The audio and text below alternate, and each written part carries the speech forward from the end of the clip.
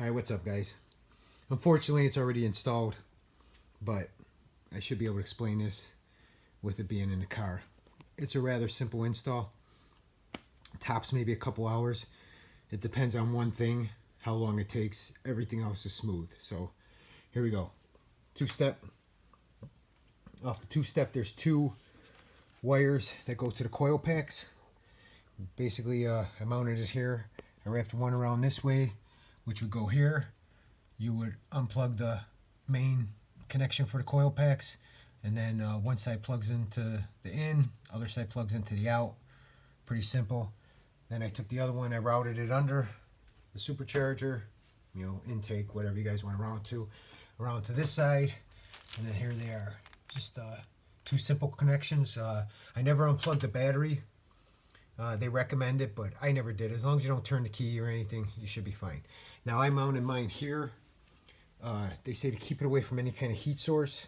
This is my reservoir for my supercharger. Gets a little warm, nothing crazy. I figured this is safe. A lot of guys mount them for on the side here. But to me, if you want to adjust your RPMs and that, I don't know, it seems like it might be a little bit pain in the ass spot to get to. I don't know, but that's where I've seen them mounted to too. So very simple. That's 1, 2, 3. All these wires here, basically all you're going to use is the yellow wire. Okay, they're just taped in for clean, so they're not hanging all over the place. But it's yellow wire. They give you all the extension wires, all color coded, so you'd grab the yellow extension one. They got clip plugs to kind of snap them in. Pretty simple. So you would plug the yellow extension into the yellow wire, and through here, which was a pain in the ass because I moved my coolant reservoir because of my box, and so there's a pass-through up underneath here. You'll feel it. Like I said, it was hard for me to get to because of this, but you'll feel it. There's a rubber plug. Pull out that rubber plug and there'll be a nice size hole. That'll be your pass-through into the cabin. So feed the yellow wire through. It'll come down through here. It'll come down through the carpeting here. I have it all tucked under here. I kind of pulled it out so I can show you guys what's going on, but it's all tucked under here. So I fed it around and down here. Now this box, the C-tap, right here, the C-tap, you're basically going to use 4 wires off this. You're going to use the purple, the orange, the red, and the black. So we'll go for the purple first.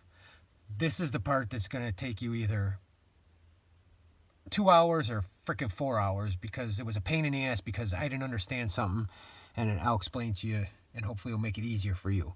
So basically, you're going to get the harness they send you, which is going to be the harness for your clutch positioning sensor. You need to unplug the clutch positioning connector and then plug that harness in between it. And that harness will have a purple wire like this off of it. Okay, so you'll plug this purple wire into the purple wire for the positioning sensor. Now, that's the pain in the ass. So you're talking, let me see if I can get somewhat a shot here. You're talking the positioning sensor is way above the clutch pedal here. That's it right there. Now, that's the connector, that's the purple wire. That's the extension they give you, whatever. That's the purple wire. I fed it down through.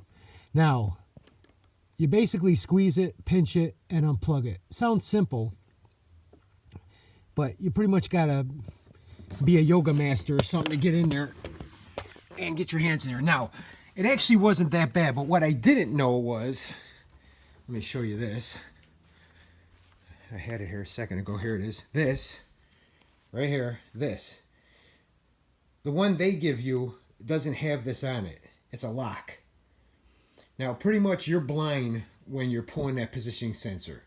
You can't see anything. No matter how much you stick your head in there, you can't see nothing. This lock is facing you. This has to be pushed up maybe a 1/16 of an inch to unlock it, and then you could squeeze it. I couldn't see this lock, so I never knew it was on there, and I couldn't figure out why the hell I couldn't get the positioning sensor off. Once I figured that out, and I got got my nail on it. I think I used a small screwdriver just by feel and popped it up, and then I was able to pinch it and get it off. So And then I just took it off when I plugged it back in, so I won't have an issue with it again. But that's the pain in the ass of the whole process. If you can get that thing off quick, you're doing good. So basically, plug that in. You plug the purple wire into the purple wire. Very simple, nothing big. Into the C-tap. And then there's just 3 other wires here. You're going to have a power, a ground, and this yellow one is the one from the 2-step. But it's orange on the C-tap. This is your power out. So when you press the clutch, come on, gonna focus in here. When you press the clutch, this is what will power the 2-step. Okay, so it's orange on here. Orange feeds the yellow back to the 2-step. All you need is a power source. I jumped the cigarette lighter on my switch.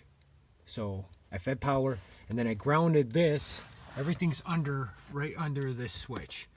There's a couple bolts under there, right underneath this plate that you can just back one out a little bit and stick the ground wire on and ground it. Very simple. So power from the cigarette lighter, to the switch out to the red wire for your power, ground it, orange going into the yellow, back to this 2-step, purple going to the positioning sensor. Simple, man. It's butter, I'm telling you. Then once you get this all hooked up, first thing you're going to do, I actually hooked this up first, the positioning sensor. I powered it, I hooked all this up. I did not hook up the orange going back to the 2-step for reasons that I don't know. I just wanted to program this first and see if it works. So basically I left this, I hooked everything up and I just left the orange to the yellow off. And then you would take this back off. There's 4 screws. You take the back off and there's a reset button. All these switches will be on 0. When you turn it on, when you get it brand new, they're on 0. So when you turn the key, you power it up, this will start flashing green, I think, or red. No, it's green. It starts flashing green. Take these screws off. There's a reset button. You press the reset button. Then this light here starts to flash red and green. You pump the clutch pedal twice from fully open to fully closed. And then this should go green. Once that goes green, you're done. Then I hooked up the yellow to the orange for the 2-step. Started the car up and boom, everything worked. I mean, that's pretty much it, man. There's really not much to it. On the 2-step are all your settings for your RPMs. This, I don't know, I gotta read the directions again, because some reason it didn't work right unless both the secondary RPM and the RPM, both of them were set the same.